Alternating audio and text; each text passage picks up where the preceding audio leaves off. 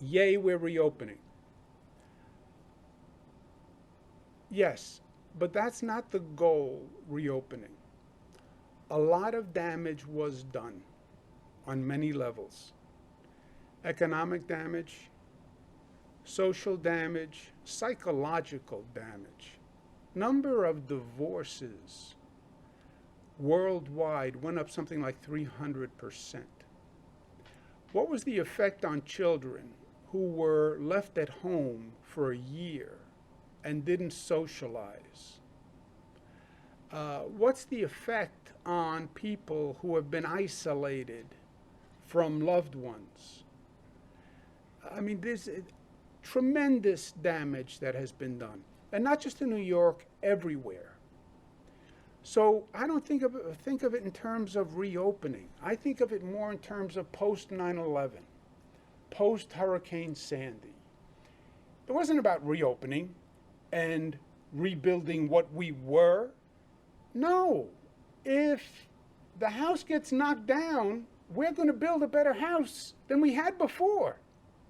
We're not going to replace. We're going to advance.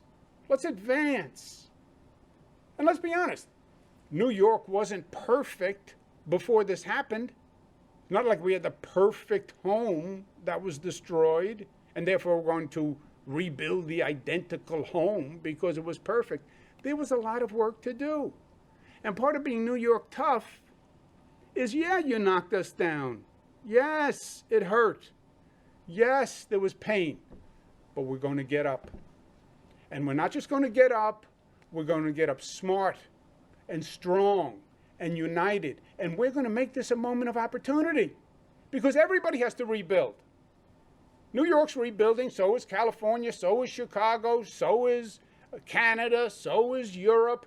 We're going to be the first and the fastest to rebuild. We think there's a moment of opportunity here, and we're going to build a totally different New York. We're going to reimagine it. We're going to renew it. It's going to be a New York that never existed before.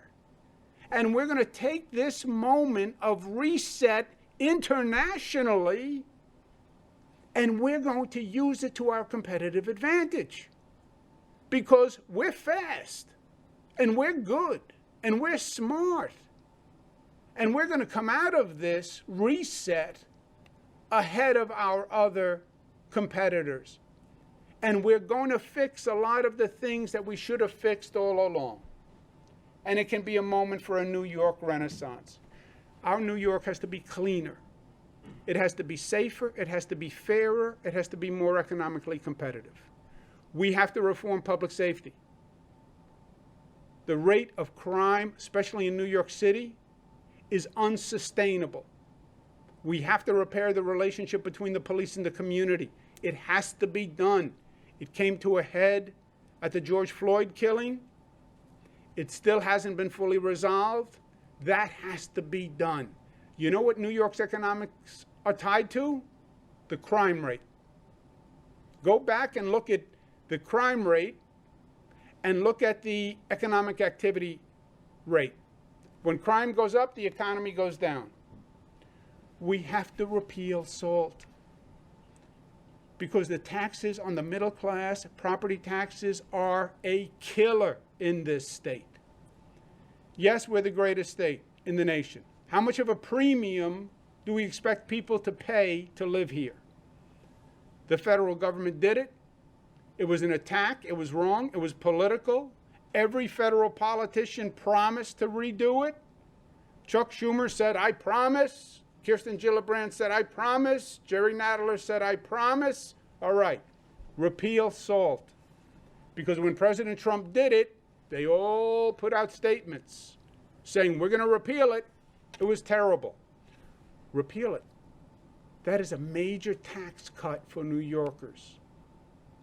We're going to rebuild our infrastructure, our mass transit system, which should have been done years ago, and we're going to lead the nation in the green economy. Period. Because that is the future. And whoever gets there first wins.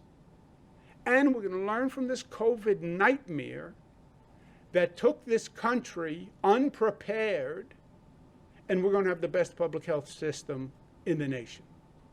That's how you seize this moment. To have a New York that's better than ever. And we will.